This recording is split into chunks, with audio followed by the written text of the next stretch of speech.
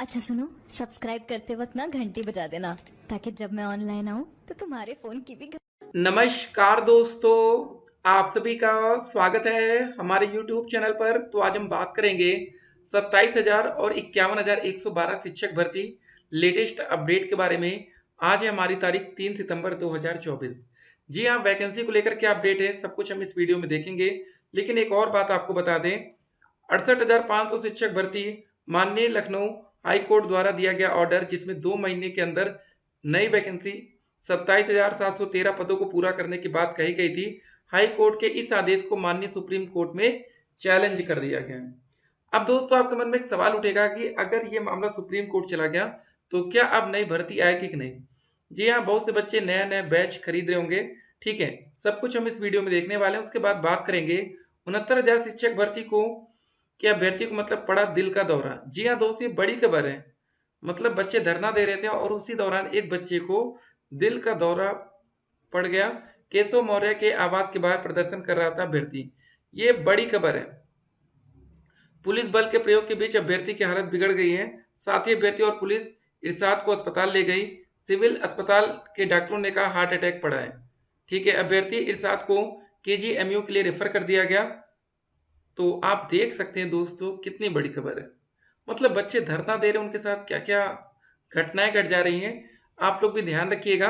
और देखिए, इस वीडियो में डिस्कशन होगा वैकेंसी को लेकर क्या अपडेट है। देखिए, यहाँ पर एक अच्छी खबर आती है। जो बच्चे पुलिस भर्ती का वेट कर रहे हैं उनके लिए तो भैया बढ़िया है। देख सकते हैं जल्द 40,000 और सिपाहियों की भर्ती होगी।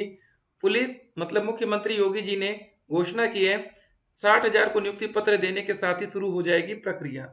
मतलब यहाँ पर एक और वैकेंसी हमें देखने को मिल सकती है, लेकिन फिलहाल शिक्षक भर्ती की बात अभी सामने नहीं आ रही है। ठीक है, उसके बाद देखिए, दोषी का भी घर बुलडोजर से नहीं ढहा सकते, ऐसा कोर्ट की तरफ से अपडेट है। ये भी हम देखेंगे, दिल्ली से अपडेट है। नए अध्यक्ष के आते ही रिक्त पदों की गिनती शुरू हो गई है। ठीक है, उत्तर प्रदेश शिक्षा सेवा चयन आयोग को स्थायी अध्यक्ष मिलते ही उच्च शिक्षा निदेशालय ने नई भर्ती के लिए असिस्टेंट प्रोफेसर और प्राचार्य के रिक्त पदों की गणना शुरू करा दी है। अशासकीय कॉलेजों को पत्र जारी कर रिक्त पदों के बारे में जानकारी मांगी गई है। आयोग की दो बड़ी भर्तियां 2 साल से लंबित हैं।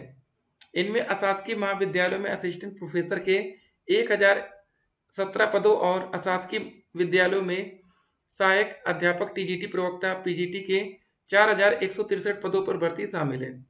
नए अध्यक्ष के कार्यभार संभालने के बाद आयोग की पहली या दूसरी बैठक में इन दोनों भर्ती परीक्षा को लेकर निर्णय लिया जा सकता है।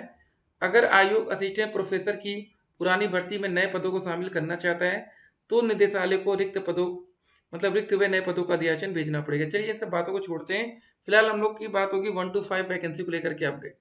हर जगह वैकेंसी की बातें हो रही हैं, लेकिन शिक्षक भर्ती को लेकर अभी मामला क्लियर नहीं हो रहा है। अध्यक्ष मिला, खत्म होगा 14 लाख अभ्यर्थियों का इंतजार। शिक्षा सेवा चयन आयोग टीजीटी पीजीटी एडेड डिग्री कॉलेजों की 2 साल से रुकी भर्ती आगे बढ़ पाएगी। ठीक है, लेकिन फिलहाल दोस्तों यहाँ पर 1 to 5 भर्ती की बात नहीं हो रही। नए अध्यक्ष के आते ही निदेशालय ने शुरू कराई रिक्त पदों की गिनती। ठीक है, तो देखते हैं इस अपडेट्स को। और फिलहाल देखिए, अब बात करेंगे 51,112 पदों की। क्या बातें खत्म हो गई क्या।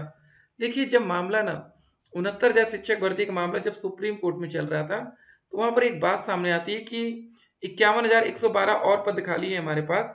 ठीक है, और हम एक नई भर्ती लाएंगे, शिक्षा मित्रों को एक और मौका देंगे। ठीक है, शिक्षा मित्रों की मांग ये थी। 69,000 शिक्षक भर्ती का जब रिजल्ट आया, क्वेश्चन पेपर हुआ था 150 नंबर का। ठीक है, पासिंग मार्क सरकार ने रख दिया 90 और 97। उससे पहले वाली भर्ती में एक पासिंग मार्क था आपका लगभग 60 और 67 नंबर। कितना बड़ा अंतर। मतलब इस भर्ती में जो पासिंग मार्क था, ठीक है, 60 और 65% कर दिया गया। यहाँ पर ये पासिंग मार्क था 40 से 45%। देख सकते हैं कितनी बड़ी बढ़ोतरी की गई। तो इसीलिए सारा मामला फंस रहा है।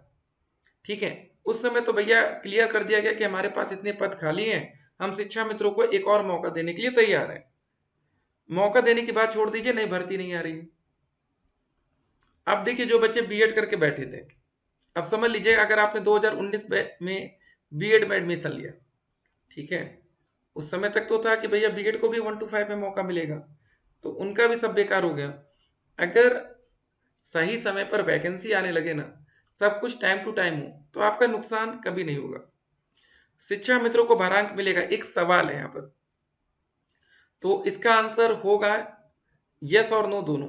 जो बच्चे नए होंगे वो बिल्कुल नहीं चाहेंगे कि उनको भारांक मिले, लेकिन जो शिक्षा मित्र होंगे वो सोचेंगे भारांक मिले। लास्ट वैकेंसी में उनको 25 मैक्सिमम नंबर तक भारांक मिला था, इससे कम भी मिला होगा लेकिन इससे ज़्यादा नहीं मिला होगा। इस वैकेंसी में इसको बढ़ाया भी जा सकता है, क्योंकि अब धीरे धीरे क्या जो मेरिट सिस्टम यहाँ पर बनता है ना, उस हिसाब से देखा जाए तो कुछ ना कुछ हो सकता है। लेकिन बीपीएससी की तरह जैसे वहाँ पर आपको पता है कि भैया बीपीएससी के एग्जाम दीजिए, ज़्यादा नंबर है तो भैया आपको डायरेक्ट नौकरी मिल सकती है। वहाँ पर आपका मेरिट सिस्टम उतना लागू नहीं होता, तो फायदा होता है। बाकी कब से शुरू होगा आवेदन, आवेदन के लिए क्या योग्यता होगी, हर एक बात, हर एक अपडेट हम आप तक पहुँचाते रहेंगे। सुपर टेट की पासिंग मार्क क्या है, ये दोस्तों आपकी 150 में से 90 से लेकर 97 नंबर तक है। ठीक है। आवेदन से लेकर नियुक्ति पत्र का पूरा प्रोसेस क्या होगा, सबसे पहले दोस्तों जब शिक्षक भर्ती के लिए आवेदन की प्रक्रिया शुरू होगी, जिसका नाम सुपर टेट हम कह सकते हैं, उसके लिए आपकी मिनिमम योग्यता डीएलएड कंप्लीट होना चाहिए। ठीक है। अगर आपका मतलब 4th सेमेस्टर चल रहा है तो भी आप आवेदन के पात्र नहीं, जब तक उसका रिजल्ट नहीं आ जाता। ठीक है, ये बात एकदम क्लियर ध्यान रखिएगा। तो जब तक रिजल्ट नहीं आता तब तक आप आवेदन के पात्र नहीं है। अगर आप बैक पेपर वाले छात्र हैं तो आपको बैक क्लियर करनी पड़ेगी, तब जाकर आपको शिक्षक भर्ती में आवेदन का मौका मिलेगा। क्या टेट पास होना जरूरी, बिल्कुल यस। अब एक और सवाल दोस्तों, बहुत इंपॉर्टेंट सवाल है, आने वाले टाइम में इस पर आप लोग नजर बनाए रखिएगा। आपके पास हो सकता है सीटेट आपने पास कर लिया, क्या सीटेट पास हर राज्य में वैलिड होता है, इसका आंसर है नहीं। कुछ ऐसे राज्य हैं जहां पर आप सीटेट पास होंगे तो भी उसका कोई फर्क नहीं पड़ेगा, उनका टेट एग्जाम आपको देना पड़ेगा। ठीक है। तो अभी दोस्तों यूपी में ऐसा नहीं है।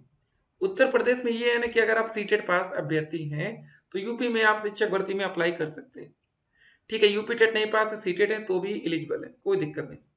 लेकिन आने वाले टाइम में ऐसा हो सकता है, हो सकता है, हुआ नहीं है, कि यूपी में भी ये नियम लागू हो कि भैया यूपी में वही बच्चा शिक्षक भर्ती में आवेदन कर पाएगा जो यूपी टेट पास हो। ये हो सकता है, हुआ नहीं है। तो हर एक जो चीजें हो सकती हैं उस पर हम लोग नजर बनाए रखेंगे। बाकी दोस्तों जो भी अपडेट्स आएंगी आप वो सारी बातें हम आप तक पहुंचाते रहेंगे। सोशल मीडिया की तमाम अफवाहों से आपको बच के रहना है। जानते हैं आप लोग की सोशल मीडिया पर तरह तरह की अफवाहें चलती रहती हैं। ठीक है। अच्छे से पढ़ना है, किसी भी बच्चे को किसी भी प्रकार की कोई लापरवाही नहीं करना है। ठीक है ना, लापरवाही करेंगे तो फिर आपका नुकसान हो सकता है, उसको भी आप लोग नज़र बना कर चलेंगे। ठीक है। बाकी कुछ भी अपडेट्स आती है शिक्षक भर्ती को लेकर, ठीक है, और कब से आवेदन की प्रक्रिया शुरू होगी, जो भी बातें होंगी वो हम आप तक पहुंचाएंगे। फिलहाल मामला अगर सुप्रीम कोर्ट गया तो यहाँ पर थोड़ा सा लेट हो सकता है। तो जिन भी बच्चों का भी डीएलएड का कोर्स कंप्लीट नहीं है, बैक लगी है, या जिन बच्चों का टेट नहीं क्लियर है, उनके लिए हम कह सकते हैं गुड न्यूज है। और जो बच्चे सब कुछ क्लियर करके बैठे हैं उनके लिए ये बैड न्यूज हो सकती है। देखिए सिंपल सी बात है, किसी का फायदा होगा तो किसी का नुकसान होगा। ठीक है। नई भर्ती जल्दी से जल्दी आएगी तो कम से कम बच्चे अगर आवेदन करेंगे तो कंपटीशन कम होगा, बच्चे बढ़ेंगे तो कंपटीशन टफ होगा। फिर मिलते हैं, स्टे कनेक्टेड, आपका दिन